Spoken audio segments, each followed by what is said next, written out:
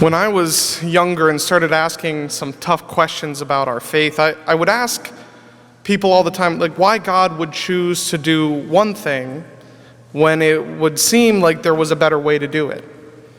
It didn't make much sense to me. And people would answer with a phrase that maybe many of you have heard before, that God works in mysterious ways. I always thought that was kind of a cop-out, kind of like, I don't know the real answer, so I'm just going to give you some vague platitude to get you to go away. But the more we read through the scriptures to see the history of God working in mysterious ways, the better we really understand this mysterious action of God.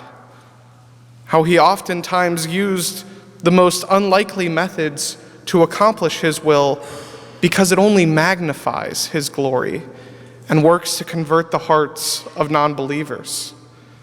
Like how God used St. Paul to be one of the greatest evangelists of our faith when before his conversion he was one of the biggest persecutors of the faith.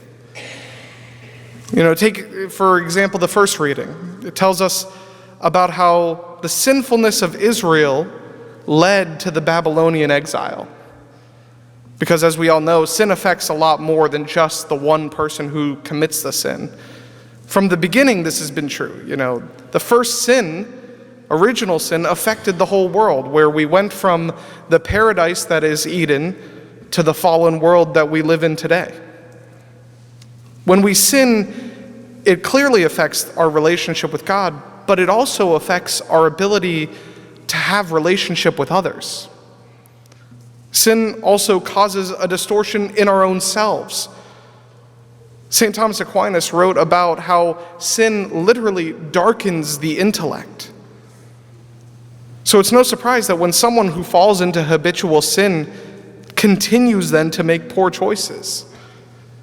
And all of these sins add up. And for the Israelites, God warned them that in order to remain in the promised land, they had to live their lives in accord with the law. Because when they sin against him, they're also affecting all those who follow too. And as a result, they had to be exiled from the promised land. Babylon rose up, conquered them. It was a tragic time for the Israelites. They were lost without the ability to worship and make sacrifices at the temple. It was destroyed.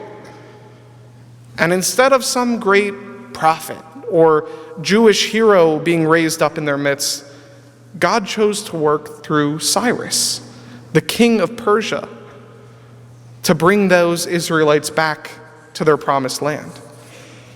Then we see Christ even in the gospel talking about another mysterious action of God when the Israelites in the desert were in danger of death because they were bit by poisonous serpents. God had Moses erect a bronze serpent and mount it on a pole, and told them that whoever looks at the serpent on the pole would be saved. And this action only helped to prepare the minds and hearts of the people to then be able to understand that true salvation comes from Christ, who will be pierced and mounted to the cross. That when he is lifted up on that cross, and we look at him, we are saved from the poison of the serpent too. But that poison that we suffer from is the scourge of sin that infected the human race from the moment the serpent tricked Adam and Eve. We didn't do anything to deserve salvation. There was nothing we could do in order to force God to become man and choose to die for us. That was completely free gift. It was yet another mysterious act of God done for us because of his love for us. And all we have to do that he asks is believe in him. All who look upon him on the cross are saved as long as we keep our eyes on him throughout our life. It said some people preferred the darkness. We have the freedom to choose where to look. We could decide to close our eyes, to prefer the darkness, to look away and bury our heads in the sand. Many do.